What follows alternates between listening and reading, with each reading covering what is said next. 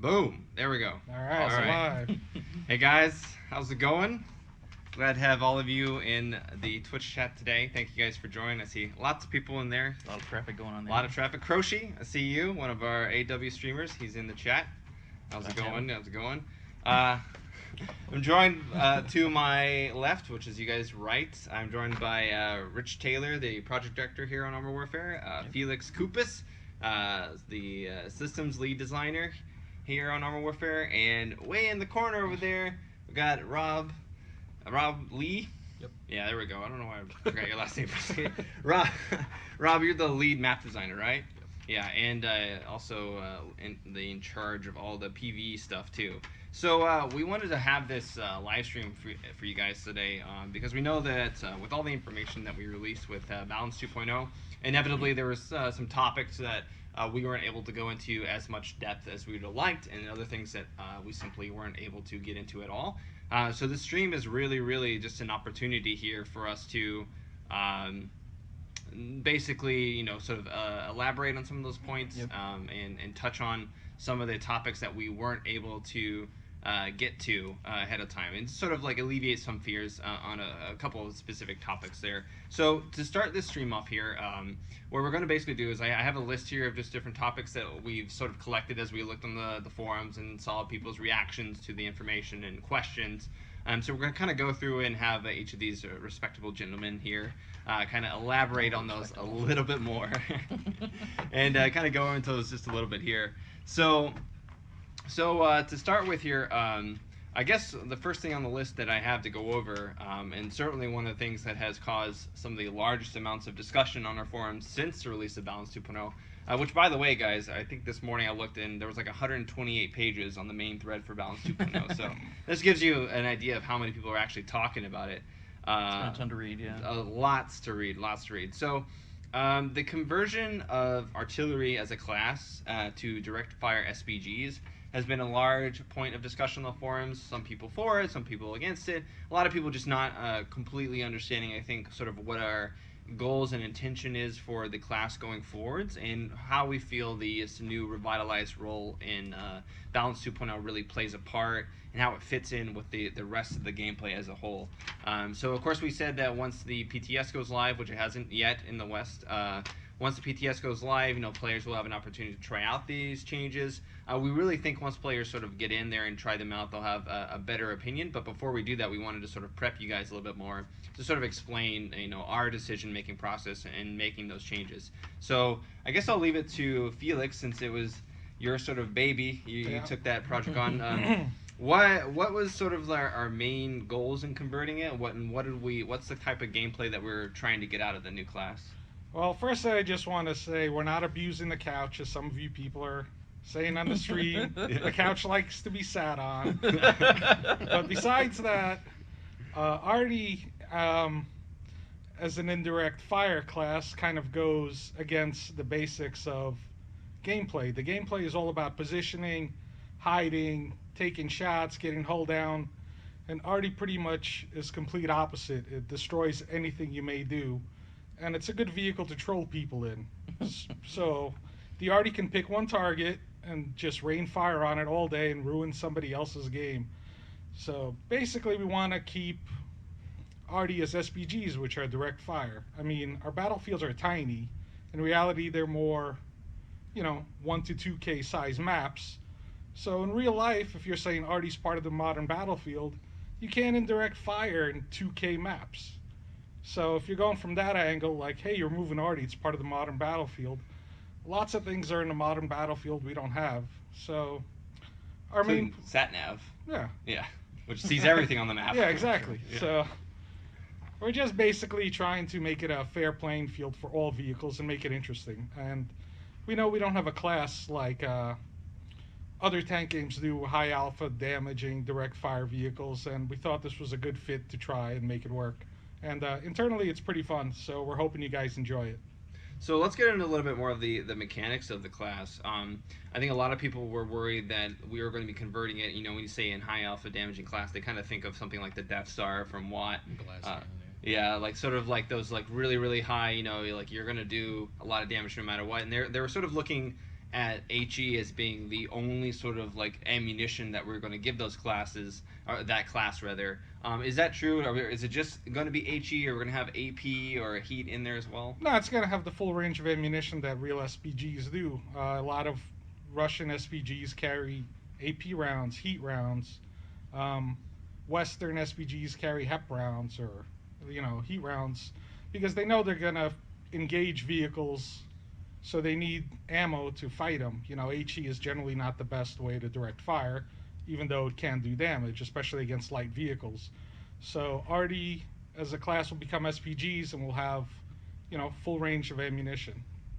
Are they are the SPGs, the direct fire SPGs, are they going to have like sort of like the KV2 aiming reticle where it's like really cumbersome and like it's going to take a long time to sort of like dial in the shot? Like, well, where are we sort of going for in terms of like accuracy spread for the vehicle? It's going to be a bit worse accuracy spread than tanks or TDs, but compared to huge accuracy blooms, it's really not going to have that.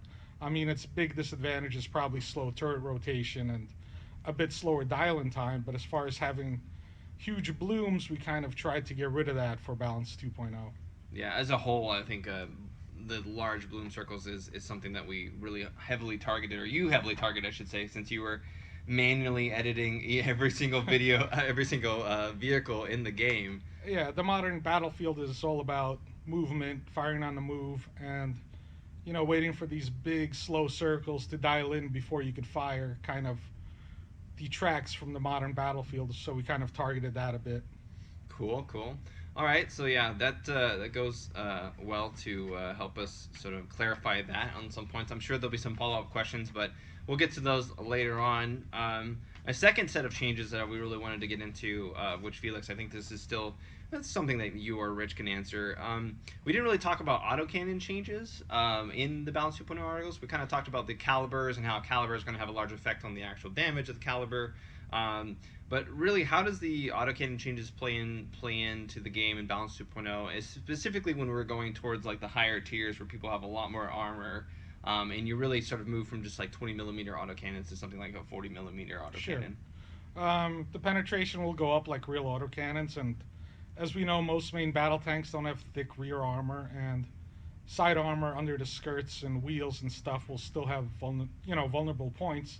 So autocannons will be able to do damage from the side and rear if you aim well. From the rear, you probably don't have to aim too well. And the heavier autocannons have really high penetration anyway.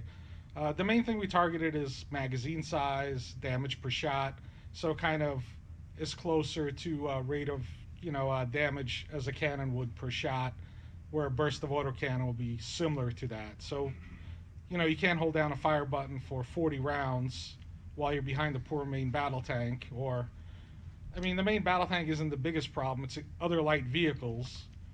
Light tanks were getting shredded by a lot of these autocannons before they can respond, especially, switching from missile to autocannon, light tank gets one shot in, they're already dead. So we tried to target that to make it more of a rate of fire that the other vehicles have. And you'll still have, 10, 15 shots per magazine. It'll still be fun and feel good, but it's just not going to be the same as it is now. Gotcha. Yeah, and there are still vehicles we're going to introduce too with autocannons in the future. It'll just be supplementary towards, it has the ATGM option for like the heavier armor, and then the autocannon option for like the lighter takes. You kind of have to make a choice between the two. I remember we were talking and you said that the delay between switching between autocannon and ATGM was so that players had to make that sort of hard choice in the moment. Like, do they stay with the ATGM, and suffer a little bit longer reload time and the travel time, or do they stick with the autocannons for dealing with those lighter targets and also just for having like a much shorter reload time on that, so they can kind of deal more burst damage? Yep, the general magazine reload time will shorten to coincide with the shorter magazines, but vehicles like the Bagel Panzer, right, they have a tow missile and a pretty large autocannon, so we actually increased the delay between switching between those two, so it's kind of a choice. Am I engaging the side of an MET? I'll probably stick with my autocannon. Am I engaging a long distance shot? I'll go to the missile and wait for it to reload. Things like that. So we don't want to do the double damage thing that happens now. You know, you switch from the autocannon, or at least a high damaging autocannon, to a missile, then back again, and things will go down, I think, way too fast. Cool. Good to know. I'm seeing lots of other people with additional questions and stuff like that, guys. As far as your additional questions go, we will try to address some of those towards the end of the stream. Right now, we're just trying to get in to some of the bulk of the questions and concerns that we sort of gathered ahead of time, just so in case anyone thinks that we're ignoring you guys. So this is actually something for Rob here. So we talked about Balance 2.0 and the implications, and obviously how that affects more towards the PvP aspect of the gameplay. How are the Balance 2.0 changes going to affect PvE gameplay? How are PvE players going to sort of experience that anew? There's going to be a very large shift in, especially hard. Like hard previously felt, for at least experienced players, I mean, I was getting to the point where it was feeling almost casual on hard difficulty. So we're going to be working to bring hard back to kind of a hard state, the standard back to an honest standard, and then easy is more for the casual audience that just wants to pop tanks and chew through some popcorn. But the main thing is just getting a good paradigm between PvP and PvE, so that you can gradually ramp up through PvE up to the point where it's hard, and you'd be getting almost an experience of a 30 versus 30 PvP match level of difficulty, tank to tank, and then be able to scale back and forth between the modes if you wanted to, but mostly to get an actual nice smooth ramp up so that each mode feels distinct, has its own special challenges, and is consistent with the rewards you're getting. So on that note, can you get into a little bit of the sort of like mechanics of the changes? Like what, you know, if the difficulty is supposed to ramp up, what are players going to really see in terms of like what tiers they're going to face, what types of vehicles? You know, are they going to have increased damage, increased penetration? Like what are some of the stats really that are going to change that players see as they sort of go up? A large part of the changes are going to be a massive overhaul to the spend system that actually matches up with the new Balance 2.0. I'm not sure if they can hear. Yeah, you probably want to Yeah, you have to like the previous spend system was very flat, and we did tend to notice inconsistencies with like lots of Terminators spawning and lots of some of the more MBT focused vehicles spawning more frequently than say TDs and LBTs and AFVs. So we're doing a full pass through the spend system to make sure that the relative strengths and weaknesses of vehicles is truly representative when that spend system kicks off and spawns vehicles for you to face. So a lot of those spikes in difficulty will hopefully should be smoothed out.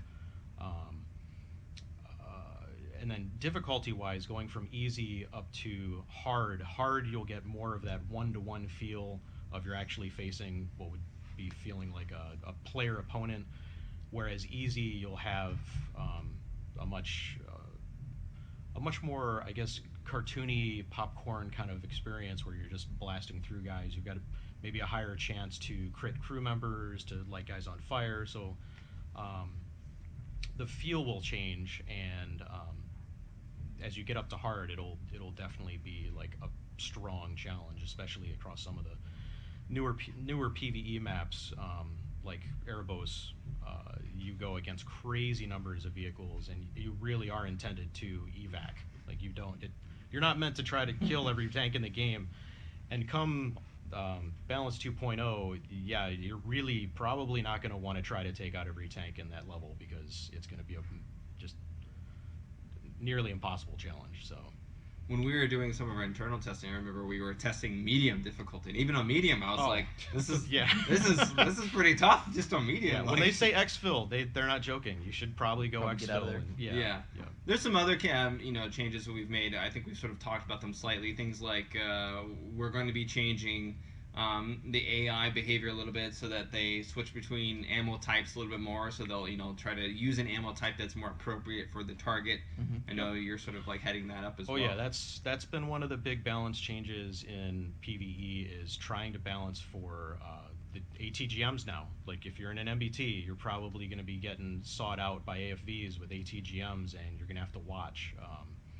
So tactically, it's not going to be a slugfest as much, where you can just like rickroll through crowds of PvE AI in an MBT and just be like, oh, I'm invincible. Like, no, you're going to have rockets flying and messing you up. So that's going to be a huge thing. And there's also ammo switching. Like, they're going to be using HE for the proper enemy, AP for the proper enemy. Then if they have ATGMs and you're a heavily armored target, they're going to be pounding you. So look forward to that. Okay. So actually, on that point, really quickly here, I have to ask because it's like a question that I always get. Like, is the M8 is the light tank the M8 going to stop being such a brutal tank killer as it is currently in live? Have we toned that down, or is it a different type of tank killer? The vehicles only got stronger, so be prepared. Oh man, I can just see the responses to that right now. Yeah, Okay. Tier 10 is rough. Yeah, Yeah. but and rough in a good way, Yeah, right? Like yeah. not in a cheaty way. Yep. You could Rough say. as expected. Centurion 155 or not, I'm gonna say yes. Cent 155 is coming. I like reading the Killer comments. 888, yeah. See a lot of people seeing show us some gameplay. Not quite ready yet to show you some gameplay. Unlike some of our previous PTS testing cycles, when we release it on the PTS, it will actually be sort of a little bit in phases. So we will release a certain set of tiers on the PTS, and then as we finish up the other tiers, we'll release those on the PTS as well. So you kind of see things a little bit deployed on the PTS in some stages. And just right now, at this very second, we're just trying to finish up some last-minute bugs and balancing issues before we actually sort of like get it out to the public. So we didn't want to show it to you right now, just because of a couple of those like outstanding things. I didn't want to get quite the unintended impression. So just stay tuned. There'll be definitely some gameplay, and we'll certainly do some more live streaming as Balance 2.0 is released and getting closer to release. But not today. This is just sort of a preliminary sort of discussion with you guys here. So this is actually another thing for you, Rob. On the topic of future map revisions and future map design philosophies, we've got a couple maps in the works right now. We got a new Barren Divide that's actually coming in .19, but are we going back to any of our previous maps and making changes to those and sort of like tweaking them? Two of the largest changes is Lost Island and High Wall. We'll see massive changes in the terrain. High Wall, to be fair, it was very claustrophobic, had very tight lanes, and it was very easy for MBTs to just push through. Almost impossible to flank them if you had a good set of MBT players. And we have opened up huge areas of that map so that it has much more varied terrain. You have rolling hill sections, hull down areas, good flanking opportunities, and the entire feel of the map has changed for the better. We're very happy with where it's Yeah, going. that one feels like a new map. And then Lost Island, a large part of the south of the map, instead of being just open blah water, it has been changed into rolling beaches, and many of the other areas have been kind of opened up and turned into kind of rolling engagement brawl areas with the center airstrip. Originally, you could just kind of park an MBT on one end of the airstrip and cover the entire airstrip.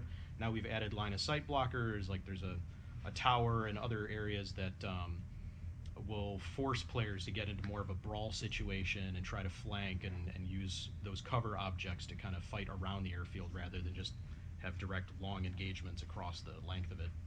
Cool.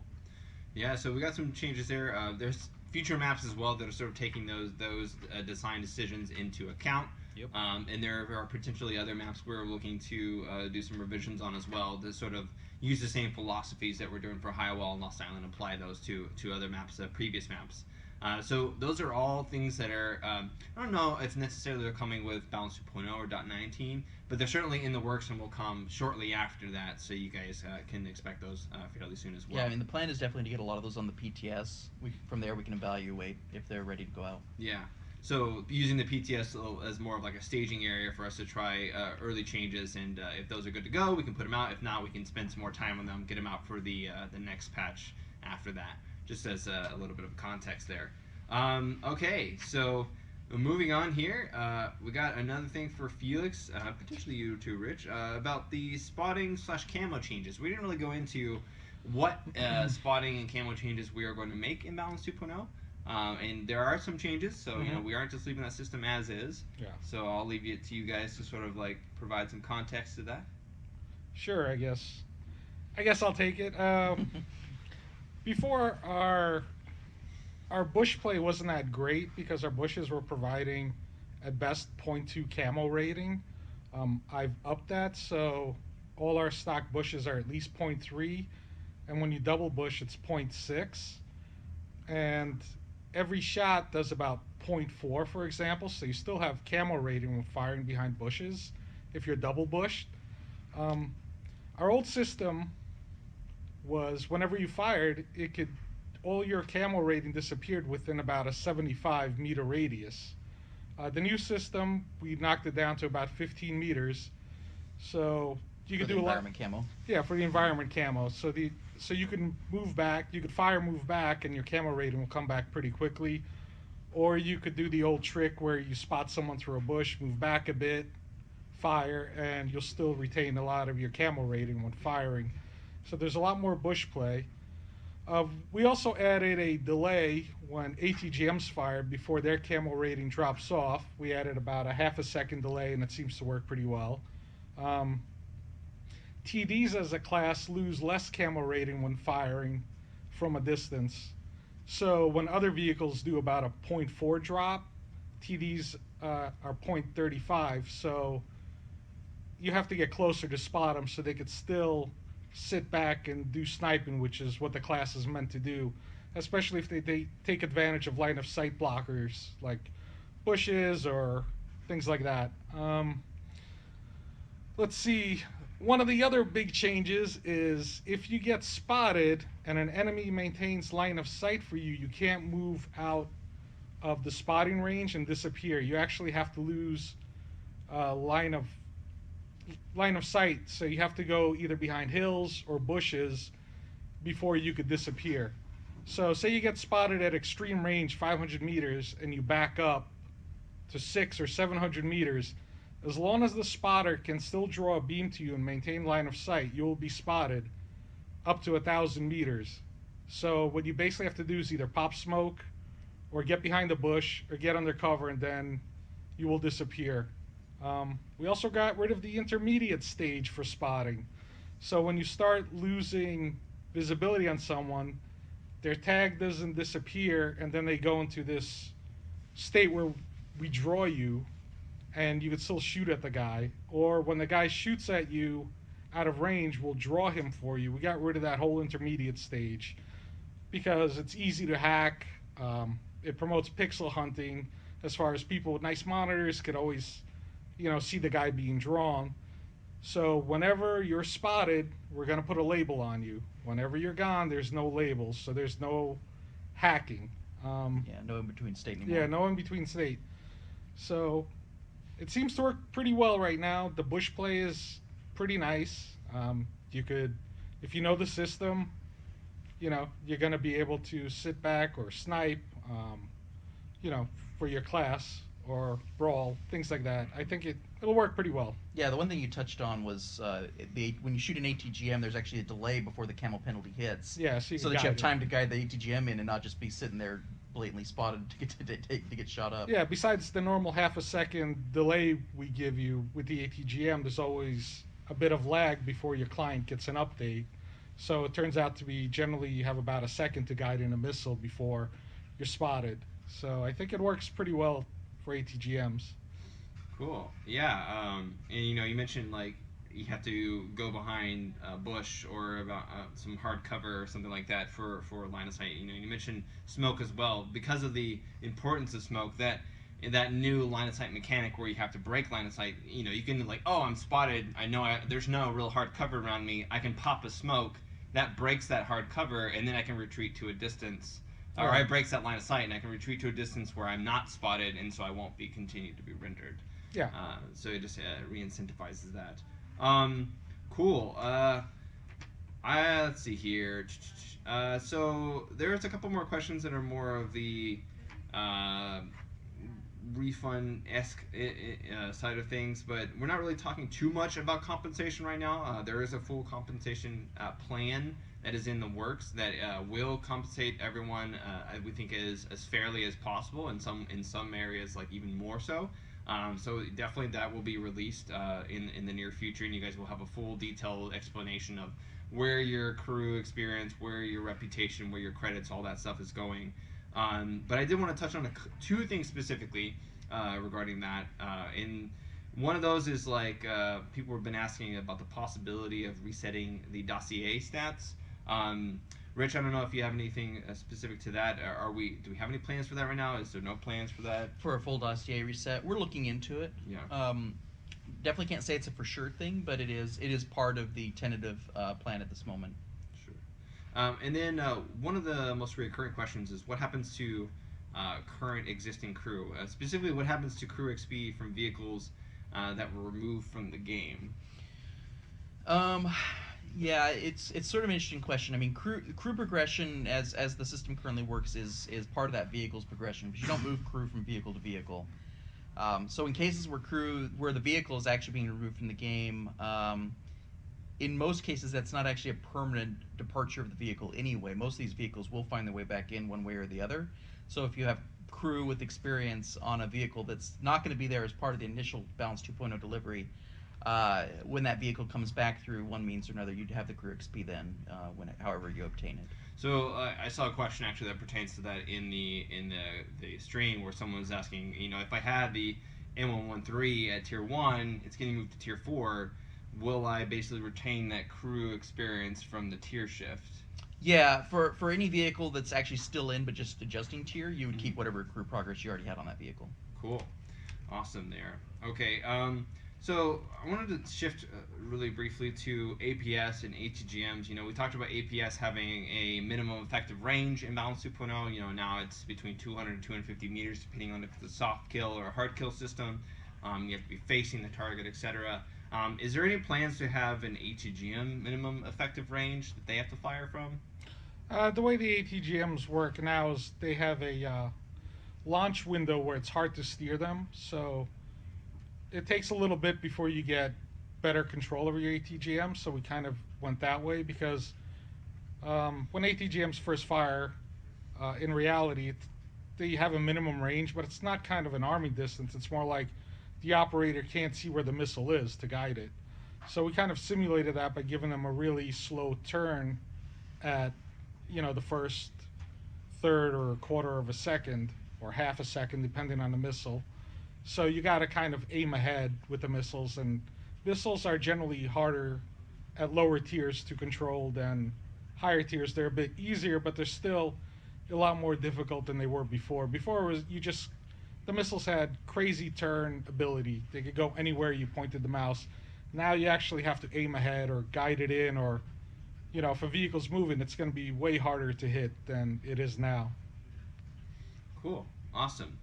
So those were the main set of changes, of clarification points that I wanted to sort of touch on. Before I open it up to some additional questions here from Twitch chat, I was curious to know if any of you had anything specifically that you wanted to add or clarify or bring in addition to the conversation before we sort of start taking any questions from the group. So I'm sorry I sprung this on you guys right now, but yeah, Rob. Yeah, I see PvE rewards concerns.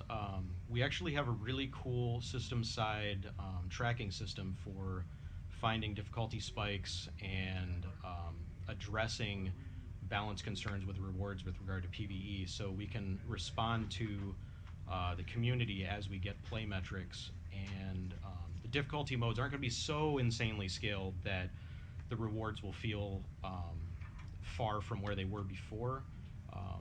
So I wouldn't be too concerned about that. They're going to follow the relative difficulty of maps and reward players appropriately.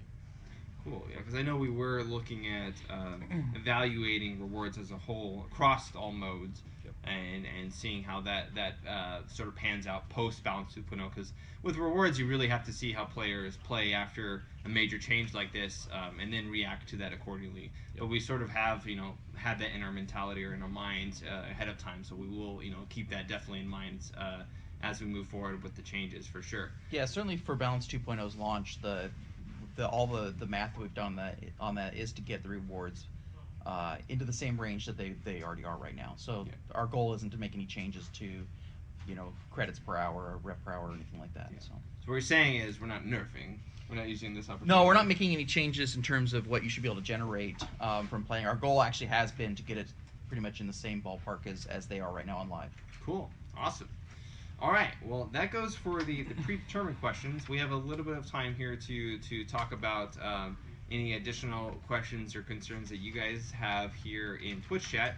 Just as a FYI, for any of you who are having to leave early or came in late, our plan is to have multiple sort of editions of this sort of thing. We do plan on having sort of like a Reddit AMA, Ask Me Anything, where we kind of sit down with this group here and kind of type out some more elaborate responses to some questions. So if you missed a question, or if you're sure you don't think you're going to have your question answered, I wouldn't worry about it too much, because we will have other opportunities to sort of ask those questions and get them responses in a written form, so you can go back to them and read them later. So just keep that in mind, guys, as we move through this Twitch event here. All right. So with that being said, if you have a question, we're going to ask that you do @Official Armored Warfare. That way we can just see those questions and make sure that we catch them ahead of time. It's chat moves fairly quickly, so it's sometimes if we miss your question, we're not trying to ignore it. It's just there's a bunch of things happening all at once. So let's see here. You want to answer the XM1? Yeah, you can answer your question. Sure, the XM1 is not going away. It'll be some kind of... We have a plan for it, so I don't know if I'll reveal it, but it's not going away. Yeah, it's balanced and ready. It's just it plays really well. Yeah, but it's we're not necessarily planning on just selling it. In the plan in the initial Balance 2.0 stuff, it said that it was turning into a premium. Turning into a premium doesn't mean we're going to sell it. Yeah. Yeah, so there will be other opportunities for that vehicle as well. Yeah, we want to do some more in-game type stuff to get vehicles, not just selling them or giving them away. Something interesting for you guys. I see several people asking about Lords of War. Mm-hmm. When is Lords of War coming, and sort of any info about Lords of War? Yeah, so we actually have put a lot of work into updating the Lords of War systems for .19. Mm-hmm. So we would anticipate that not too long after .19 goes live, that there would be a new season of Lords of War. All the details have been hashed out. It's ready to go. The exact date will be figured out when the patch goes live. So it goes with the patch. It's just not going to be live immediately when the patch drops. Probably not. I would anticipate at least a week or so to get used to the changes before we fire up a competitive mode. But one of the big changes we've made for the next season of Lords of War is that the different conflict zones can actually have multiple maps that it'll rotate through. So it isn't just one map for the whole duration of the conflict zone. Targeting a little bit some of the map fatigue that players were reporting with the initial version of it. So that's one of the big changes coming. There's also a lot of usability changes in terms of adding tools for making teams, getting people into teams faster, and things like that as well. So there's some quality of life improvements, and also some changes to the system as a whole for Lords of War. More details will come out about that when it gets closer to being live. Yeah, we are planning to sort of release a dedicated article sort of highlighting the Lords of War changes specifically. So that you guys can sort of see what feedback we took from the initial sort of season 0, which was sort of like a test season. We took a lot of that feedback and we addressed a lot of that in for the season 1 that's going to be coming out. So there will definitely be changes to sort of target, like Rich said, a lot of those areas that you guys sort of pointed out during the initial baseline season. So just stay tuned for more information on those changes as well. Let's see here. So just specifically, guys, we're going to be trying to answer predominantly questions related to Balance 2.0. We're not going to get really into too many questions related to future content unrelated to that, or anything that's current issues or bugs in the game. We're going to sort of address any of that stuff in like more traditional Q&As, just as a heads up here. Any new global ops maps in Balance 2? Yes. So we have Barren Divide. You want to just sort of like give a couple bullets and points on Barren Divide? Oh, very rolling winter map. It's also huge. Yeah, lots of long-range engagement, but good opportunities for using terrain to sweep and cover and use hull down. But mostly, it's a very good push map for mobile players, and it's a complete departure from our existing global ops map. So it's going to have a very different feel, some interesting capture points and points of interest that you have to fight over that feel very different from point to point, whereas the previous map was very, a lot of the points felt, cover-wise, you have about the similar amount of cover, but the new map is very, very different. Like, you've got urban destroyed areas mixed with some machinery areas, mixed with open. It changes from point to point, and the dynamics of the battlefield and how you shift the point balance can be flipped on its head, so it's pretty cool. Cool, yeah. And how big is that map? Like Oh god, it's even bigger than the previous one, I think. It's like 1800 by 1800. Yeah. Yeah, It's pretty big. 1800 by 1800. It was actually just some more information for you guys. It was originally the first global operations map that we were designing. Yep. And so Desert Crossing was one that was sort of converted into global operations. It was originally intended just to be a more traditional map, and we kind of changed it into that. So Barren Divide will definitely be, it's been designed from the ground up with global operations in mind, and you'll see that come through, as Rob said, in some of the designs of the areas and whatnot. There was also a question just on the topic of global ops. There's one about asking about a smaller global ops map for smaller team size. Yes, that's also in development right now. That would basically be our third global ops map, tentatively coming out of the patch after. I believe so, yeah. Okay. Yeah. So we got one after another coming out depending on the patches. So you guys can definitely expect that to come out pretty soon. Here's a question from Meticulous Killing Machine. He asks, from what I understand, Hesh doesn't deal damage when it doesn't pin. Is that correct? Seems weird to me. The way we tried to do Hesh is, the way Hesh actually works, it doesn't need to pen to do damage, but basically our penetration meter doesn't work if we don't give it a pen value. And in reality, Hesh, the way it works, it does damage to armor that's about 2 to 3 times as thick as the caliber. So we kind of put in that pen value to show that, hey, you're effective against that thickness of armor. But so if you're gonna try to hit armor that's heavier than that, it basically doesn't do any damage. So, but it doesn't use angling of armor, right? So I think it's gonna work pretty close to how Hesh works in reality. And if it actually does manage to pen, which is about half the caliber of the weapon, so say 105 millimeter has about 53 millimeters of pen. So if it does pen something, like 30 or 40 millimeters, it gets bonus damage to its regular spalling damage, which is taken into account with its regular penetration. Cool. Actually, that's another, just on the topic of ammo and damage wise and stuff like that. This is something that I saw and we've discussed sort of. One of the concerns with sort of normalizing HP and normalizing damage was the feeling that vehicles are going to feel the same. What sort of steps have we been taking to sort of ensure that each vehicle and the damage that that vehicle deals feels somewhat organically different and sort of tied to that vehicle itself? Sure. Basically, the higher tier you go, the more reliable the damage becomes. So, where in lower tiers, for example, the ammunition is worse at penetrating high angles. It does more damage when you hit thick or thin armor, things like that. In the higher tiers, we kind of make it more reliable damage. So, say if you pen thin armor, you get 15% bonus normally with a heat round. At high tiers, we're going to lower the bonus but make it more reliable damage to show that the ammo is more reliable at getting its effect into the target. So it'll look like the ammo is doing more damage at the cost of more bonus damage.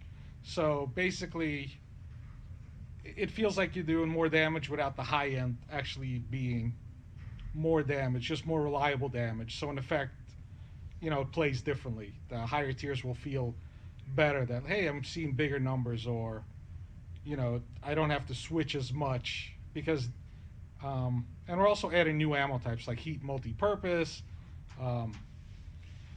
pish ammo, depleted uranium. So ammunition starts doing things like doing extra fire damage, better module damage, things like that. So it becomes more interesting. So you'll see a big difference between lower end ammo and higher end ammo. So, just as an example, if you have, say, 100 millimeter armor or greater, normally in low tiers you have an AP round. You get like a bonus 15% or so of Right. extra damage. At high tiers, if you shot an AP round at something that had less than 100 millimeters of armor, traditionally in low tiers you wouldn't get that bonus damage, but in high tiers you may get 6% or something of that, Right, that right. additional bonus damage. So you're not actually increasing the overall amount of damage. It's just more reliable damage, so it kind of makes the curve, at your favor at high tiers. Gotcha. So you don't have to worry about aiming at that spot as much. As long as you could pen it, you'll probably be more reliable in doing damage. But you'll always have a bonus if you hit the correct place. So if you know your vehicle's armor layout or you're using the right ammo, you'll generally do more damage against the correct target. Cool. And now I see a lot of people asking about when PTS is going to be released, when .19 is going to be released. We don't have a definitive date for either of those right now. I think it is safe to say that most likely we're not going to see a .19 release this year. It's most likely going to be very, very early next year when we come back from our Christmas break. We do want to make sure that the patch is very polished and has everything working correctly and is balanced as close as we can. And with something this massive, and excuse you, with something this massive, we just wanted to make sure, we wanted to take our time and really just make sure that, it was going to come out as best as possible, right? We didn't want to sort of recreate a situation like we had in, I think, .12, where we released .12, and there were some major issues with that patch, and unfortunately, a lot of us were out on Christmas break. So, with that in mind, and with everything, all the changes on board, we most likely are not going to be releasing the patch this year, but we will definitely release it very soon after we return from the break early next year in 2017. Yeah. We're not really giving out dates for things like PTS and official release dates, etc., of course, but just wanted to give you guys some sort of context to when .19 might actually be released. Can we answer a question on the retrofits? Generally, we're going to 3 retrofit slots, except at high tiers, which will have 4 retrofit slots, which will further increase, viability of the higher tier tanks with some of the flattening going on. So, like tier 9 and 10 were basically targeted for APS, hard kill. Lower tiers will generally be soft kill. They'll have 4 retrofit slots, universal unlocked instead of 3, things like that. So there is a power progression. It's just not, the power progression isn't huge the way it is now, where 1 to next tiers, almost unplayable. We should be able to play multiple tiers together, and everybody should be quite viable. Nice. So this is sort of a different question from Deviant Cage. He's asking, how do you guys personally feel about the way the game is going? I guess, now that we've had a lot of time here to digest Balance 2.0 and internally and sort of look at how that is going. Like, how do we feel overall about the direction in terms of like the set of changes that we've made here? Oh, they're awesome. A lot of things we've been looking at are in response to issues that we've been talking about since we went into open beta last year. So, as the articles talked about, as we started looking at possible solutions, it turned into a situation where, without doing a pass from top to bottom, we couldn't really tackle the high tier issues that we knew we needed to solve. Finally having the opportunity to do that is something we're really looking forward to. As far as how the game is playing, in our internal play tests, it's a lot of fun. The Balance 2.0 changes have brought a lot more tactics to the moment-to-moment gameplay. I do feel that, as a whole, landslides in matches will probably come down. The extended time to kill has a strong influence on that. The viability of the vehicles in terms of lower tiers fighting higher tiers and actually having a contribution to the battle will also contribute to that. So overall the matches are a lot closer in terms of how many people are alive on each team when they end. Certainly in our internal tests they're getting to be very close, just with the changes from Balance 2.0. So the way the vehicles are handling, a little bit more unique personality coming into the vehicles as Felix does the hand tuning vehicle to vehicle, making sure every single vehicle reflects the historical characteristics of the vehicle, and also plays different and unique in its role on its tier. So there's a lot of good things to look forward to in Balance 2.0 as far as the feel of the game. Cool. I did see a question from Tasso, who's asking like about the Dutch, Netherlands, Holland flag. Maybe there are more flags. I don't have that list in front of me, but there are more flags coming in .19. Some more national flags, so you can be sure that we're sort of progressively introducing those. So I know it seems every time we release a new set of flags, someone's like, "But what about this country?" Like, we're just trying to progressively get those in as much as possible here. Let's just write down that Dutch flag. And Yeah. just get it over with quick. Get it in Yeah, there. just get it in there. So I actually saw some questions about ATGMs on the move. Felix, this is a pass that you've done on ATGMs. How does ATGMs on the move now? Like, what's sort of the scaling of that from tier to tier? How does that work? We try to take historical ATGMs if they could fire or not on the move, but we all at first, but now we're doing it also tier based. So the lower the tier, the slower you have to be to actually fire the ATGM.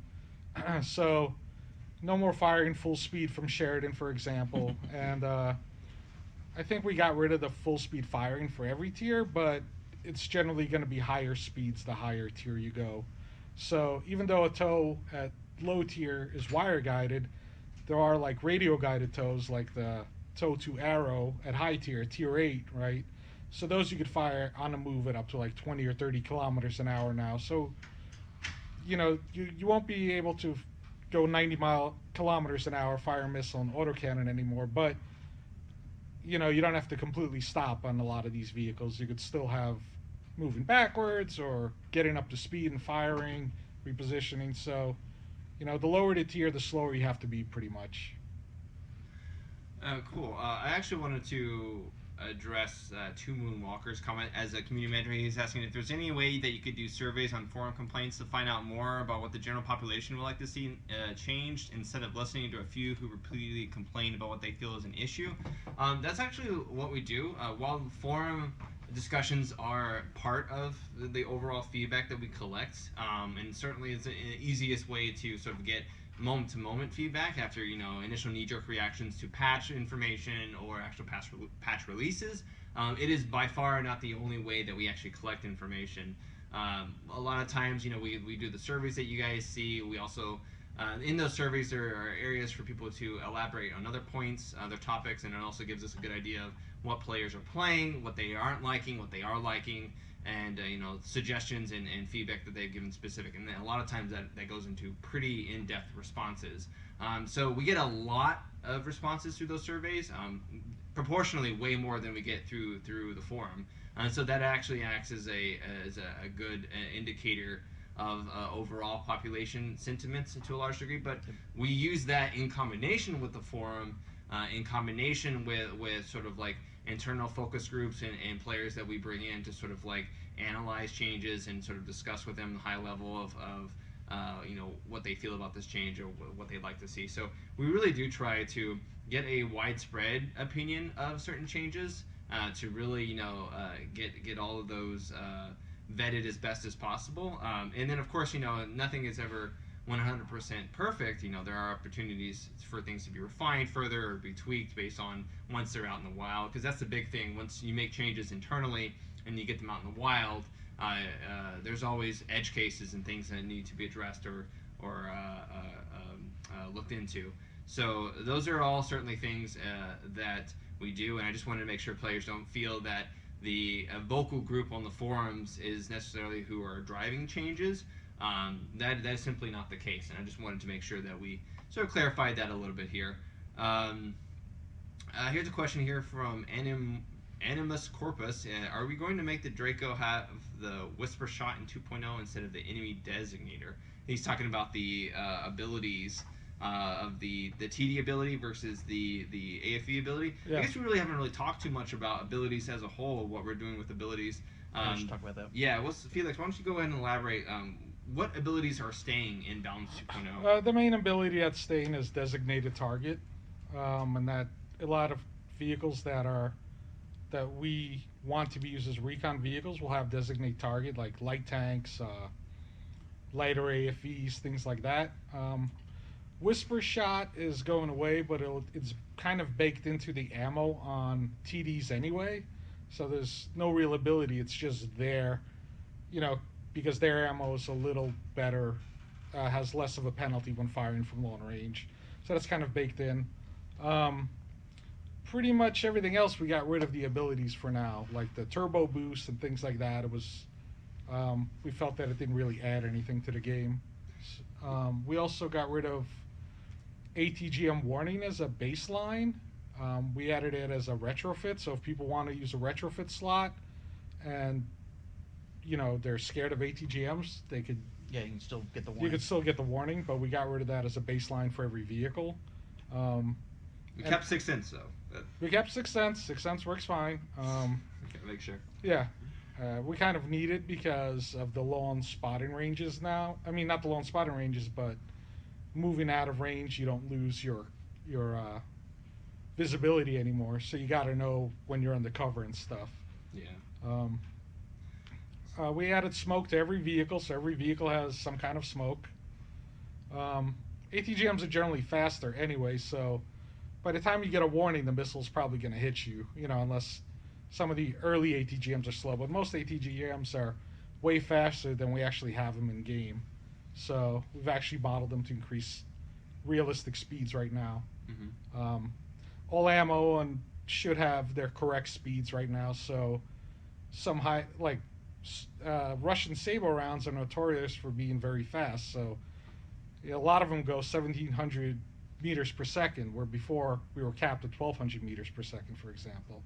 A lot of the heat ammo has higher velocities than we do in game, so we tried to model everything as real-world values as we could. Mm-hmm. One of the things that I think we should touch on, we remove, say, the light tank ability, which sort of increases the ability for you to accelerate faster But we for didn't certain designate target. Yeah, instead. but we gave them designate target. I think really one thing I would want to make sure to stress to the players, and you could probably do this better than I can, Felix, but just because we remove that doesn't mean the light tanks are not going to be slower because of that removal. No. Yeah.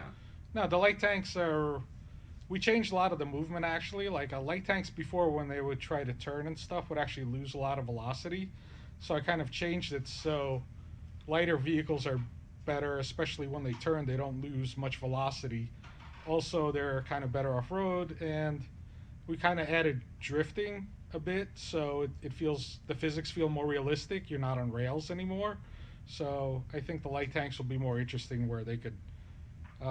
They maneuver well. They're better scouts. They're very fun to drive. Yeah, they're fun to drive. They have good camo, and They have the 3-charge smoke system too.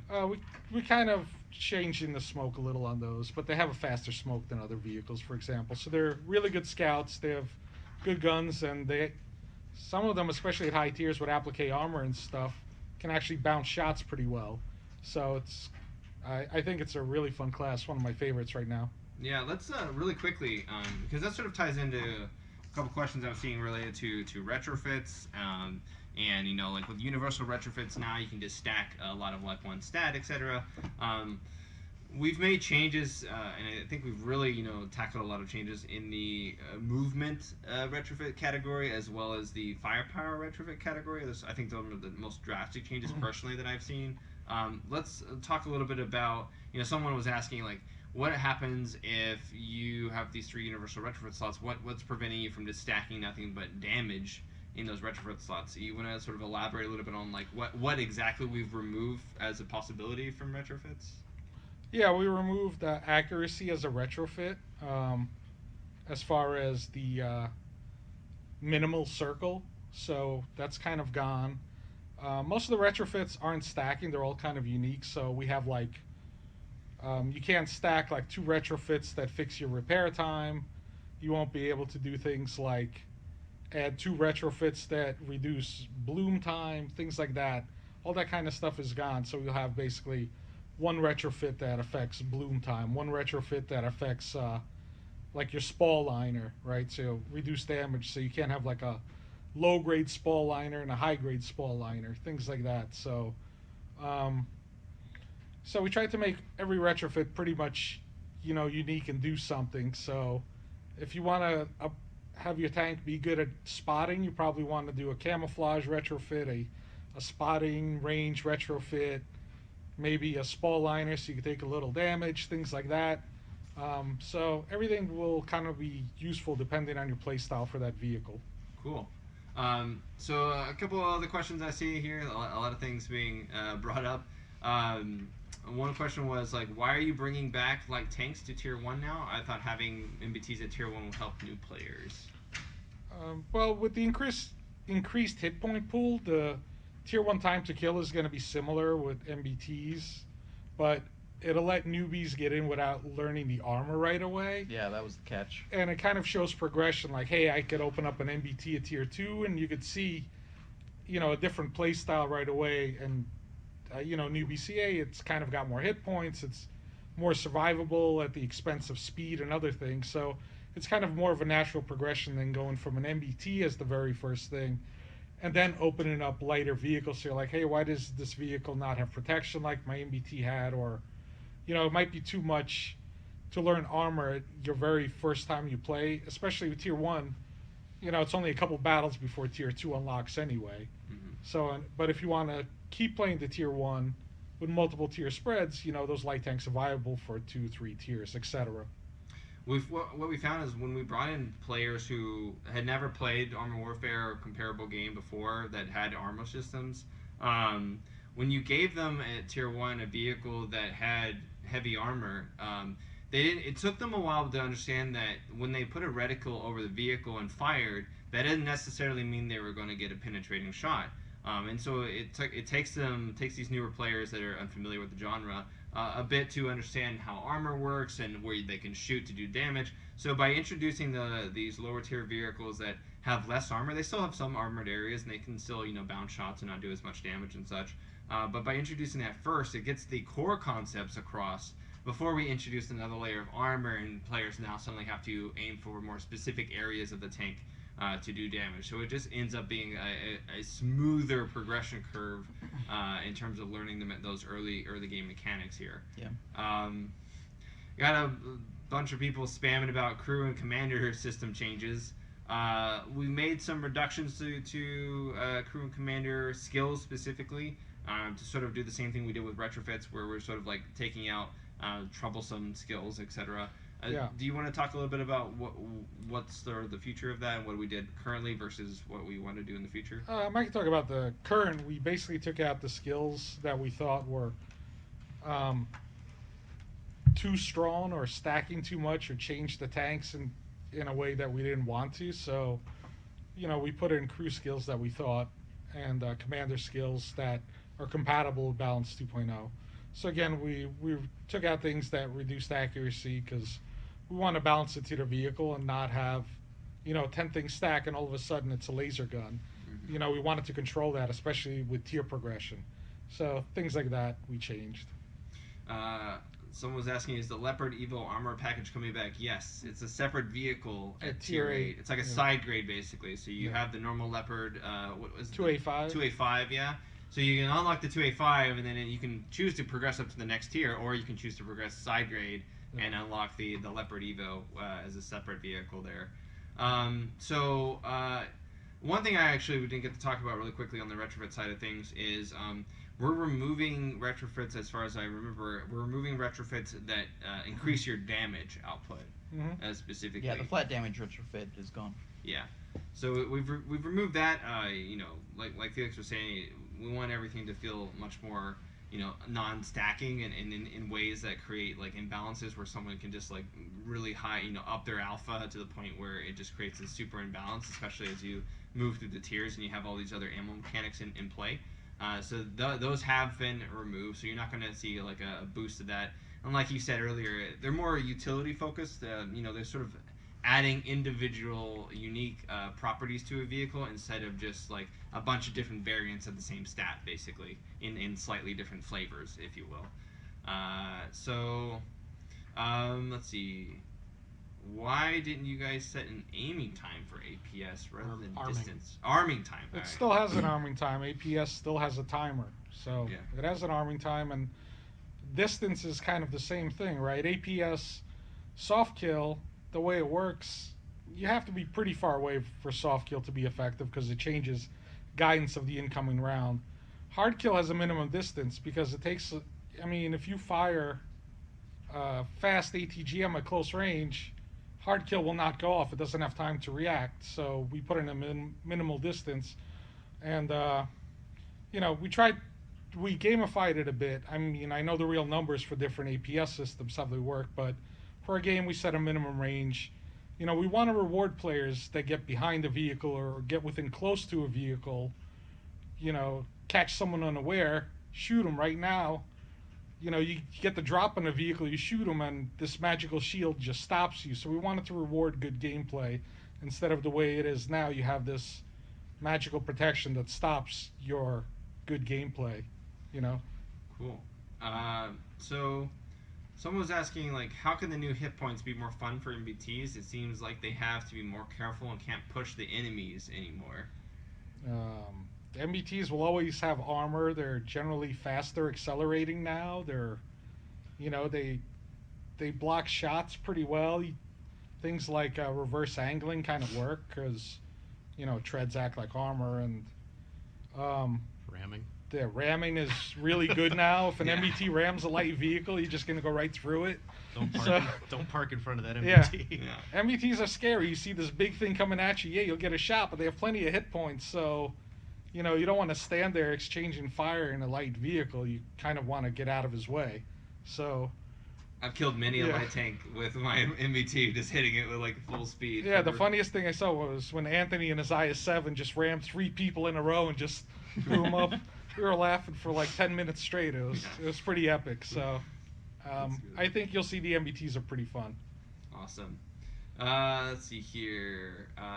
The credits we pay for those move tier 10 retrofits, we need to pay them again. That's a lot of credits, guys. That came from Gus. As part of the compensation plan, which we'll announce, anything you spent, you're gonna get back, basically. Absolutely. That's basically how it works. So don't worry about how much you spent, and if you're losing those retrofits, etc. Even if a retrofit or something is being removed, the currency that you spent on getting it is going to be returned to you. We have records of all of that. It's part of our database.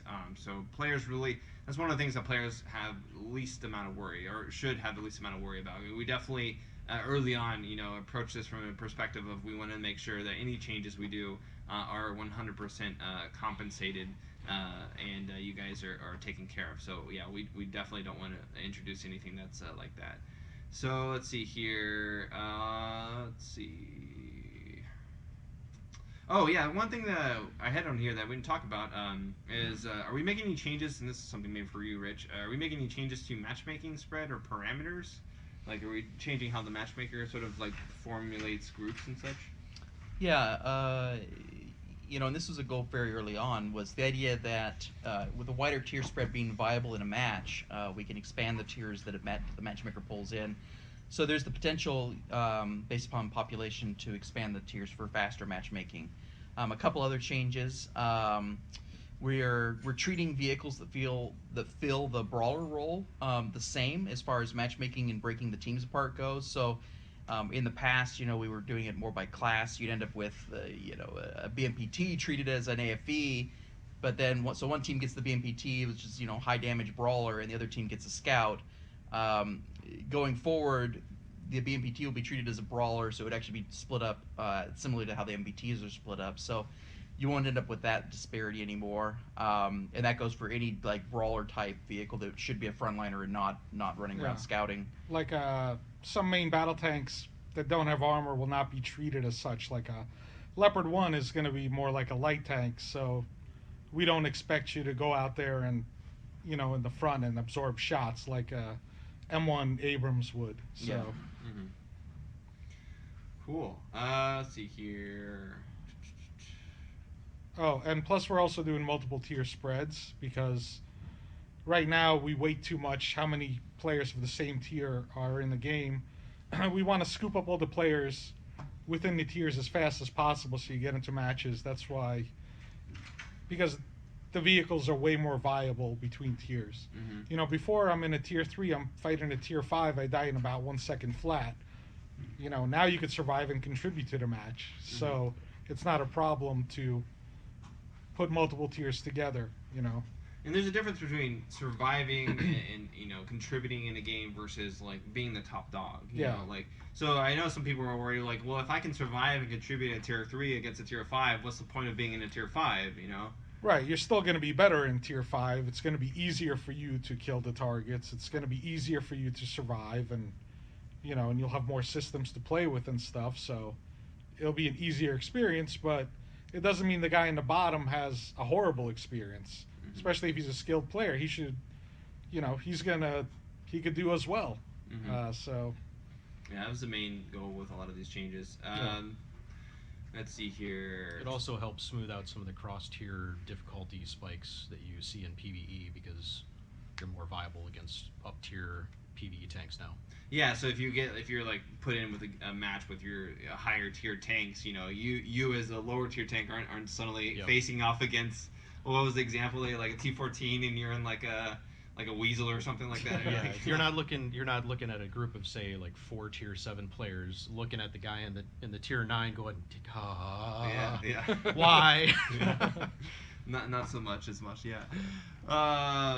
So, Pac Tasso is asking about when the game gets more people, how do you imagine in-game game mode?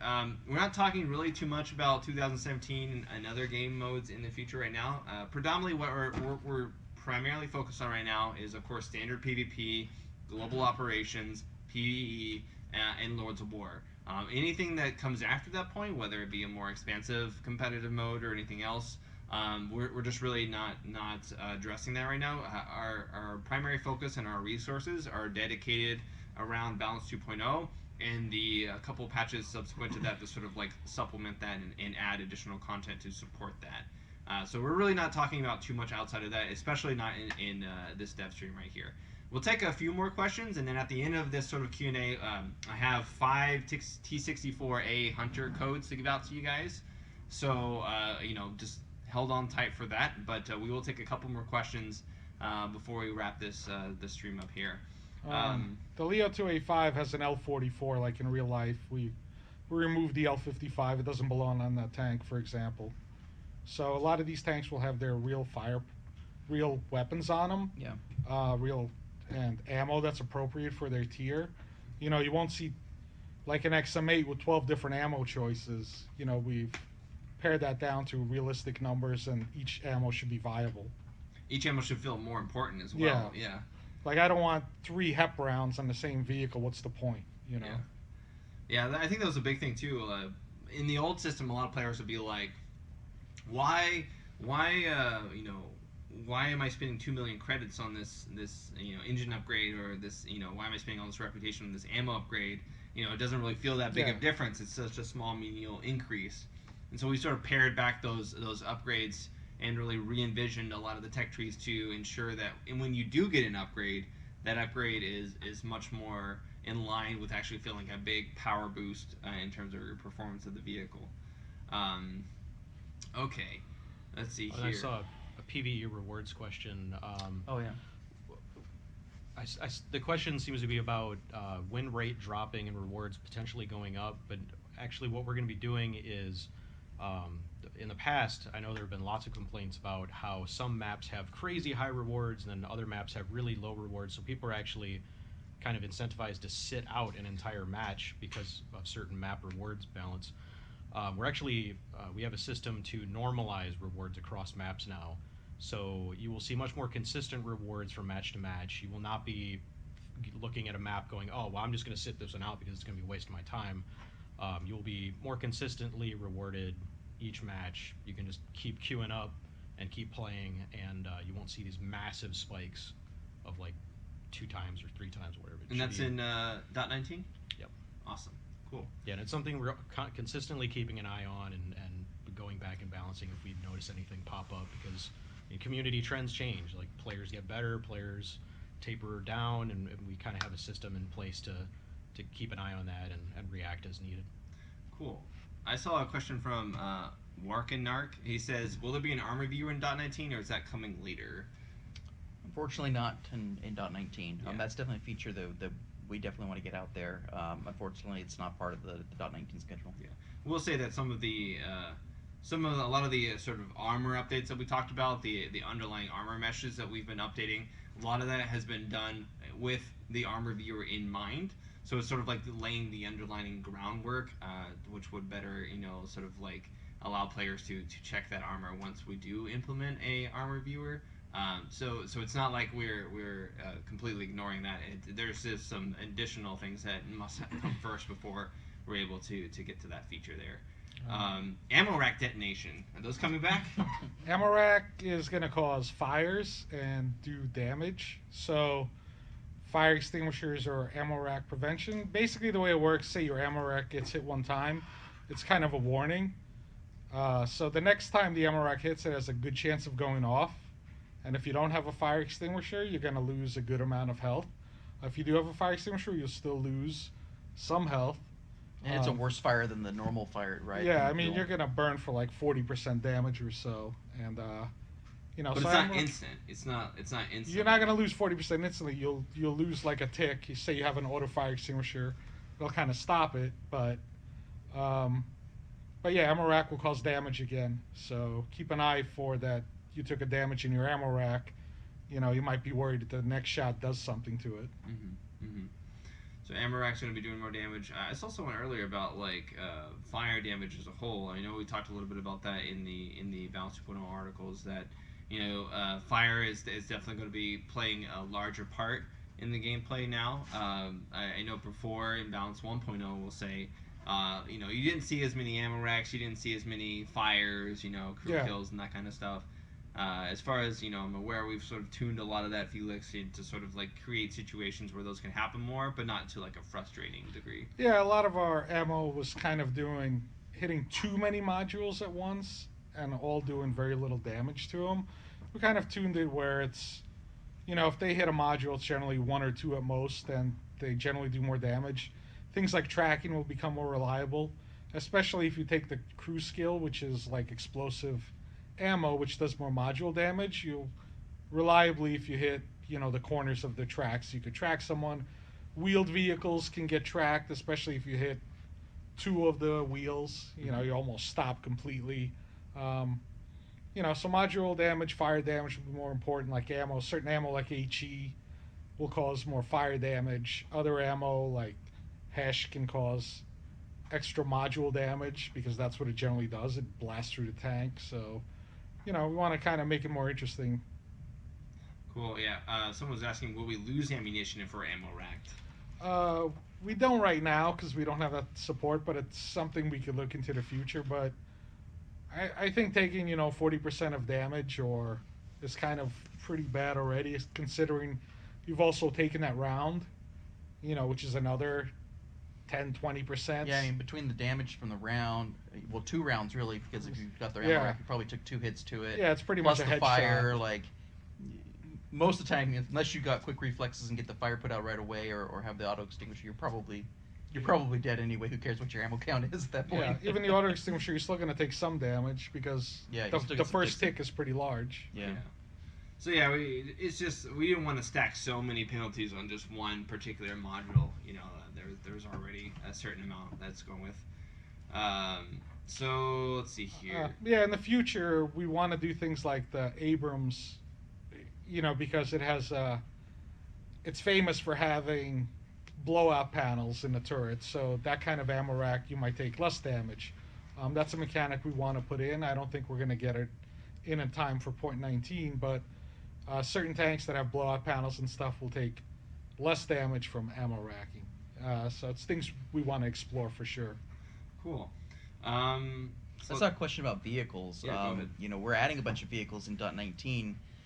We also have a ton of vehicles coming in basically the next update after that. So there'll definitely be a lot of lines coming very soon. We had a lot of lines in development before we switched to working over on Balance 2.0. So those vehicles are all sitting ready to get finalized for Balance 2.0 and get out the door after .19's out. So yeah, definitely count on a lot of new vehicles coming.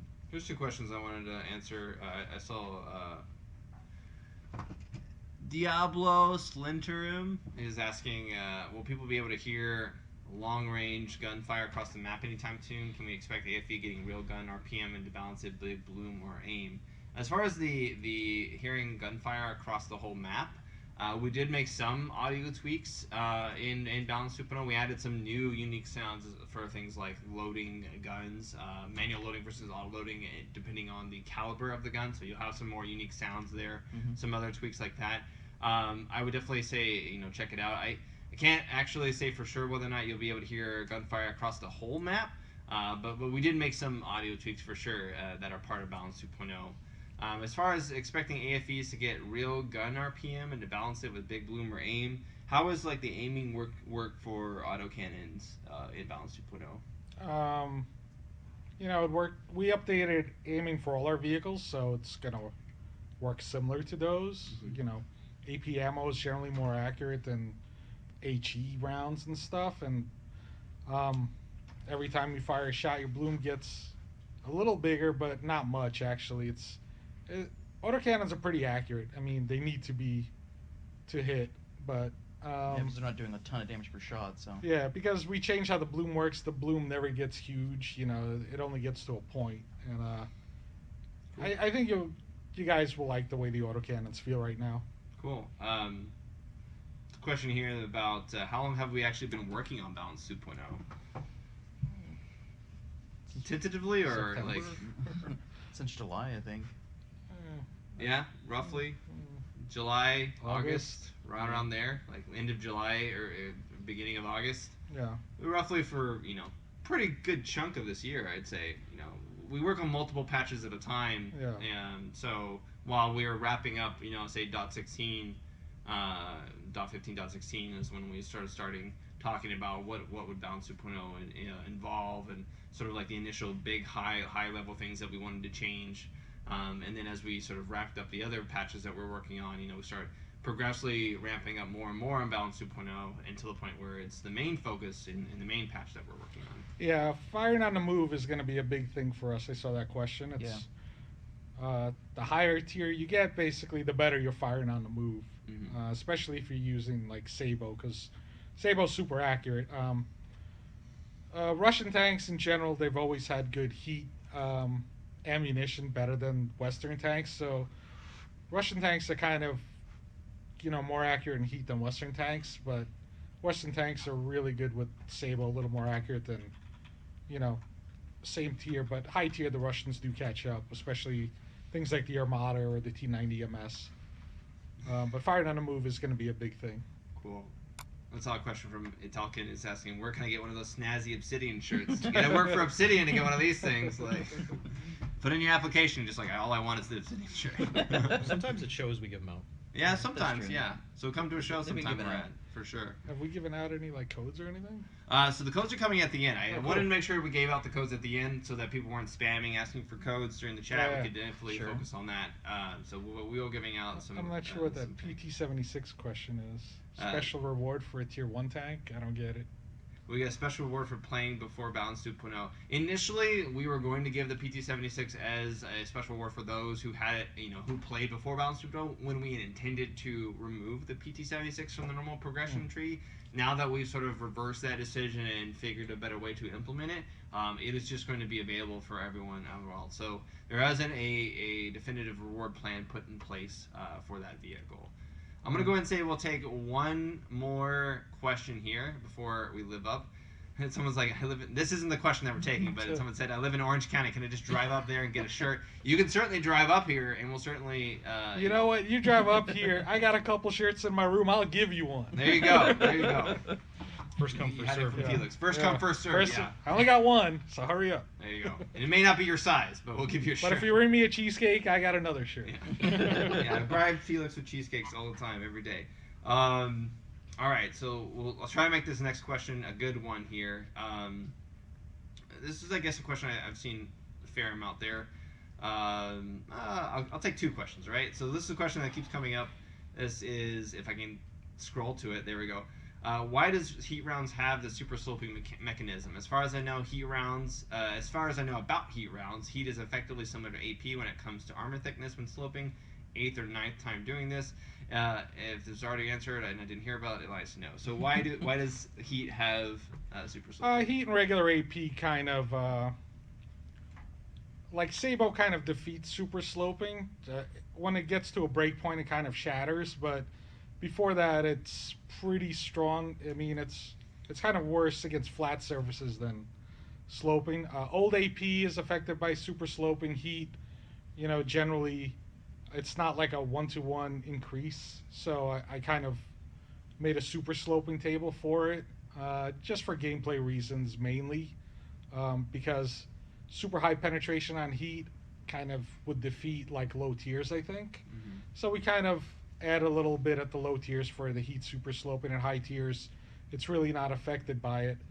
You know, it's more of a we tried to simulate old heat ammo with their standoff ranges and stuff compared to modern ammo, which is more reliable. So we kind of gave it that. Yeah, they have high penetration, but it's a bit less reliable than high penetration heat at high tiers. Yeah, I mean, historically speaking, heat just wrecked vehicles and like. Yeah, that's why the Germans kind of gave up on armor for a while, you Yeah. know, until like composite armors and stuff became effective. So we wanted to have some armor gameplay at lower tiers, so we kind of had to do something with heat at low tiers without it being too overpowered, Mm-hmm. which kind of simulated their reliability rates or them going off early and things like that. So that's why we implemented that mechanic. Cool. So this will be the last question then. How will progression be affected with .19? Will it take longer for vehicles to be grinded, or does it stay the same as it is now? It should pretty much stay the same. Like I touched on rewards before, our target was to make sure that you're still earning the same credit and reputation per hour or per match on average that you were earning right now. Mm-hmm. And we've made no changes to the cost of unlocking vehicles or purchase price of vehicles. So should generally be about the same time investment. Cool. Awesome. Well, that's going to go ahead and wrap up the question part of the stream. Really briefly now, what we're going to do is we are going to give out 5 T64A Hunter codes, since you guys have been awesome and hanging out with us during this whole chat this whole time. Not spamming for codes. That's always great. You know, people can answer questions here. And if we didn't answer your question, just before everyone starts spamming everything, if we didn't answer your question, just keep in mind we are going to have another Reddit Ask Me Anything. It'll be a written format, so we'll have more time. We'll be able to sit down and sort of ask and answer questions in a little bit more elaborate format in a written form.